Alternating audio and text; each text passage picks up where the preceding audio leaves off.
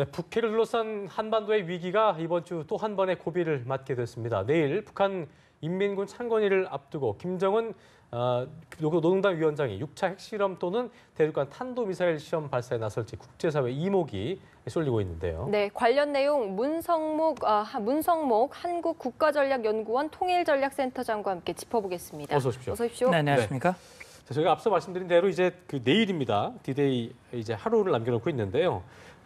인민군 창건 85돌, 북한의 무력 도발 가능성. 저희가 앞전에서 예상할 때는 뭐 큰 고강도까지는 아니고 저강도 정도의 도발을 예상하는 전문가도 많았는데 일단 어떻게 예상하시는지? 예, 그렇죠. 지금 그동안 북한의 도발 전례를 봤을 때 주요 정치 군사 기념일에 도발을 해왔거든요. 특히 금년 같은 경우는 정주년 꺾어지는 해라고 그래서 말씀하셨듯이 김일성 생일 105주년 또 창군 85주년이라고 하는 그런 꺾어지는 해이기 때문에 이런 계기를 통해서 북한이 내부 결속을 하고 김정은의 지도력을 한껏 높이기 위한 그런 목적으로 이제 도발들을 해왔는데 지난 4월 15일이 중요한 변곡점이었는데 사실은 그냥 지나갔거든요. 물론 그렇죠. 그 다음 날 미사일 발사를 하면서 실패를 했습니다만 그래서 지금 주목하고 있는 날짜가 바로 내일이거든요. 예. 내일이 우리가 주목하는 날짜인데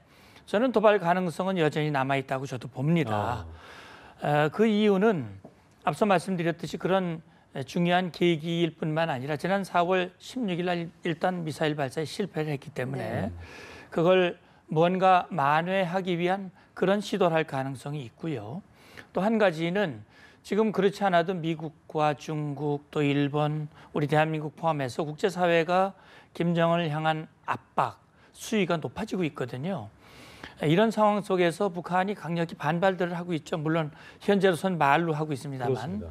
그런 상황 속에서 국제사회의 그 어떤 압력, 특히 미국이나 중국, 큰 나라의 압력에도 우리 젊은 지도자는 굴하지 않는다라고 하는 것을 뭔가 행동으로 보여주고 또 그들이 말한 것을 입증시켜주기 위한 그런 필요에서도 도발 가능성은 있는데 다만 이제 미국도 그렇고 중국이 과거와는 좀 다른 행태를 보이고 있거든요. 그 압박의 수위가 그 어느 때보다 높기 때문에 김정은이 그럼에도 불구하고 잇따라 경고하고 있는 6차 핵실험 또 장거리 미사일, ICBM 대륙간 탄도미사일 이런 발사라고 하는 카드를 쓸지 아니면 그것보다는 수준이 좀 낮은 이전에 했던 그런 정도의 수준일지는 좀 지켜봐야 될 것 같습니다. 네, 말씀하신 대로 지금 중국의 압박 수위가 여태까지와는 조금 다른 양상이고 또 미국과 중국이 북핵 문제에 긴밀하게 협력하는 모습을 보이고 있지 않습니까? 그런데도 굴복하지 않겠다 이렇게 반발 의지를 말로써 나타내고 있어요. 북한의 속내는 뭐라고 봐야 됩니까? 일단 북한은 두 가지의 이유로 생각을 해볼 수 있습니다. 첫째는 대내적인 것이고 하나는 대외적인 것인데 대내적으로는 일단 국제사회의 압박 수위가 높아지면서 북한 주민들, 특히 엘리트 계층에서 팍팍해지고 어려워지기 시작했단 말이죠. 일부 보도에 의하면 중국의 원유 제한 그런 보도가 나오면서 북한의 휘발유 값이 뛰었다라는 그런 것도 있습니다만 어쨌든 북한 주민들이 동요할 가능성이 많거든요. 그런 상황 속에서 주민들이 동요하지 않도록 하기 위해서는 강력하게 대응하는 그런 발언을 해야 된다는 말이죠. 또 한 가지 대외적으로는 앞서도 말씀드렸듯이 그 어떤 압박에도 우리는 흔들리지 않는다. 특히 일부 북한 매체의 표현을 보면 지난 6.25 전쟁 때 북한이 그 작은 나라가 미국이라고 하는 거대한 나라를 향해서 항복문서를 받아냈다. 그 항복문서는 정전협정을 얘기하는 것 같아요. 자기들이 전승기념일이라고 얘기를 하고 있으니까. 그렇죠. 그러니 그때보다도 지금은 핵, 수소탄까지 가지고 있기 때문에 지금 전쟁이 일어나면 그 결과는 그건 보나마나 북한이 이긴다. 이런 식으로 얘기를 하고 있는데 그것은 자기들의 핵 개발의 명분을 정당화시키고 또 한 가지는 그것은 미국의 그런 군사적인 압박에 대해서 굉장히 불편하고 어렵다라고 하는 것을 간접적으로 보여주는 그런 측면도 있다고 생각을 합니다. 그렇군요. 중국 관영 매체가 또 관심이 갈 만한 그 마지노선을 얘기했습니다. 북핵 타격을 반대하지만 핵시설 공격한다 하더라도 군사 개입하지 않을 것이고 한미 군대가 38선을 넘을 경우에만 침략할 경우에 즉시 군사 개입하겠다고 했는데, 그러니까 어쨌든 한반도 정세에 대해서 주변국의 자제를 요청했던 중국이 이렇게 과격한 입장을 밝혔다는 게 상당히 좀 유의미해 보이는데요. 그렇죠. 어떻게 좀 의미가 해석해야 있는 될까요? 것이죠. 예. 그러니까 북한의 핵 문제를 놓고 미국과 중국의 정상이 지난 4월 초에 정상회담을 열었고 그 뒤에 또 전화 통화를 했고 예. 또 이제 곧 전화 통화를 하겠다는 그런 메시지가 나오고 있지 않습니까? 이렇게 긴밀하게 협조한 전례가 잘 없고요. 그리고 그런 정상회담과 정상 간의 통화 이후에 중국의 행동의 변화가 조금씩 감지되고 있거든요. 이를테면 수입한 석탄을 되돌려 보낸다든지 화물 검색을 강화한다든지 각종 매체를 통해서 북한을 향한 압박 메시지를 보내는 것. 금방 우리 앵커께서 말씀하셨듯이 과거와는 달리 조중, 다시 말해 북한과 중국 간에는 혈맹이라고 얘기를 했고 한반도에서 군사적인 충돌이 일어나면 중국이 자동 개입하는 것으로 그동안 이해가 되어 왔는데 오늘 환95에서 나온 그 내용을 보면 미국의 선제 타격, 다시 말해 외과 수술식 정밀 타격을 하는 거에 대해서는 외교적으로 막아보기는 하겠지만 어쩔 수 없다. 그러면서 이제 38선을 넘을 경우, 38선이 지금의 군사분계선을 얘기하는 그렇죠. 거겠죠. 그것은 결국은 중국이 미국의 군사 행동을 찬성하지는 않으나 북한이 계속 고집을 피운다면 우리로서는 막을 방법이 없다라는 것을 얘기를 하면서 사실 북한을 향한 견제, 일종의 또 압박으로 볼 수 있는 거네요. 그렇죠? 날리는 것이거든요. 예. 그러나 그럼에도 불구하고 다른 노선을 얘기한 거예요. 38선을 넘지 마라. 또는 북한 정권을 흔들어서는 안 된다.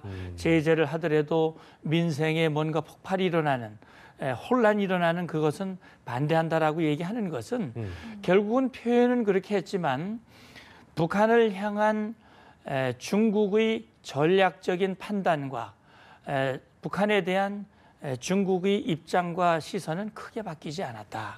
이것은 결국은 미국의 강도 높은 대중 요구에 대해서 성의를 보이기는 하지만 근본적인 입장이 바뀐 것은 아니다라고 하는 것을 엿볼 수 있는 부분인데 좀 봐야 될 것 같아요. 근데 이제 그러니까 그 속뜻까지 얘기해 주셨는데, 그렇다면 북한이 1차원적으로 야, 중국이 우리 안 봐준다네 이렇게 생각할지, 아니면 저렇게 말은 하지만 지금 그 센터장님 말씀하신 대로 혈맹국으로서 어떤 그런 중심, 이런 축은 흔들리지 않는 거니까 뭐 큰 신경 쓰지 않아도 되겠다라고 볼지, 북한이 어떻게 이걸 또 이해할지도 좀 궁금합니다. 그렇죠. 그런데 사실 이제 북한과 중국 사이에는 두 가지 기류가 존재를 해요. 외형적으로는 동맹이고 또 상호 원조 조약을 체결하고 있고요. 그동안 북한이 핵을 개발하고 미사일 역량을 높이는 데 있어서는 중국이 뒷배를 봐준 측면이 많거든요. 예. 기술적으로나 정치적으로나 특히 국제사회가 압박을 행할 때마다 중국이 이걸 감싸줬고 제재를 하지만 사실 신용만 하고 뒤에서는 도와줬고 그렇죠. 그런 행동을 쭉 해왔기 때문에 오늘날과 같은 상황이 벌어진 것이고, 그렇기 때문에 미국이 중국을 향해서 중국의 책임론, 중국의 역할론 이런 걸 얘기를 하고 있는 것인데, 자 그러면 외형적으로는 북한 중국 간의 혈맹 그런 걸 하지만 감정적, 정서적으로 보면 북한 사람들을 만나보면 중국을 그렇게 썩 좋아하지 않습니다. 아, 그래요? 중국도 역시 북한이 버릴 수는 없지만 골치 아프다. 뜨거운 감정. 이런 생각을 갖고 있는 거예요. 그러니까 지금 사실 보면 김정은 정권이 출범한 이후에 시진핑 국가주석이 김정은을 단 한 번도 만나지 않았다. 이것은 과거와 좀 다른 모습이거든요. 김정일, 김일성 시대와는 좀 다른 북중 관계의 면모를 볼 수 있는 것인데, 지금 북한으로서는 최근의 보도에서는 물론 개인 필명이지만 중국의 그런 태도, 다시 말하면 미국과 보조를 하면서 북한에 대해서 압력을 가하는 거에 대해서 줏대 없이 그런 얘기를 한다.